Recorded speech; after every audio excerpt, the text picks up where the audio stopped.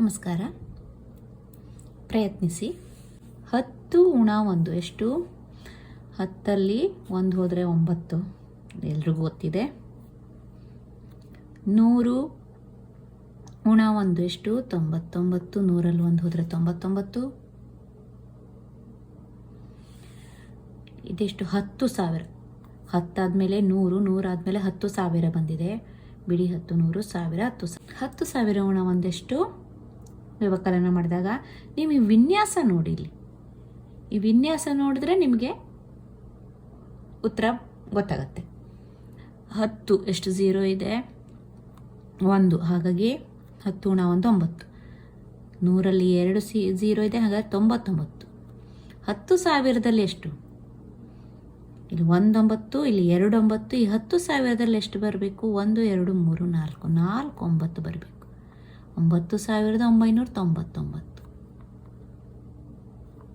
ಇದೆಷ್ಟು? 1 ಲಕ್ಷ. ಬಿಡಿ 10, 100, 1000, 10,000, 1 ಲಕ್ಷ. 1 ಲಕ್ಷ ಉಣ 1. ಇಲ್ಲಿ ಎಷ್ಟು ಸೊನ್ನೆಗಳಿದ್ದಾವೆ? 1 2 3 4 5. ಹಾಗಾಗಿ 5 9 ಬರಬೇಕಲ್ಲಿ. 1 ಲಕ್ಷ.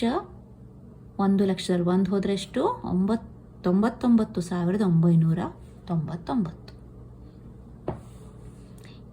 ಇದೆಷ್ಟು? ಕೋಟಿ. 1 ಕೋಟಿ.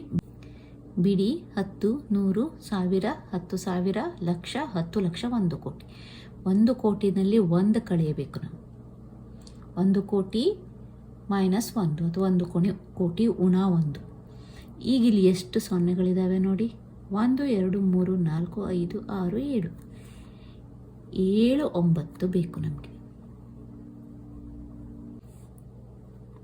ಅಲ್ಪ ವಿರಾಮ ಹಾಕ್ಕೊಳ್ಳೋಣ. ನೋಡಿ, 1 ಕೋಟಿ ಉಣ 1 ಎಷ್ಟಾಗತ್ತೆ? ಬಿಡಿ 10, 100, 1000, 10,000, ಲಕ್ಷ, 10 ಲಕ್ಷ. 99,99,999. ವಿನ್ಯಾಸವನ್ನು ಉಪಯೋಗಿಸ್ಕೊಂಡು ಮಾಡಿದ್ರೆ ನಮಗೆ ಸುಲಭವಾಗಿ ಕಂಡುಹಿಡ್ಬೋದು. 10ರಲ್ಲಿ 10 ಉಣ 1. 10ರಲ್ಲಿ 1 0 ಇರೋದ್ರಿಂದ ಇಲ್ಲಿ 1 9. ಇಲ್ಲಿ 2 0 2 9. 4 0 4 9. 5 0 5 9. 7 0 7 9. ಮುಂದಿನ ವಿಡಿಯೋದಲ್ಲಿ ಸಿಗೋಣ. ನಮಸ್ಕಾರ.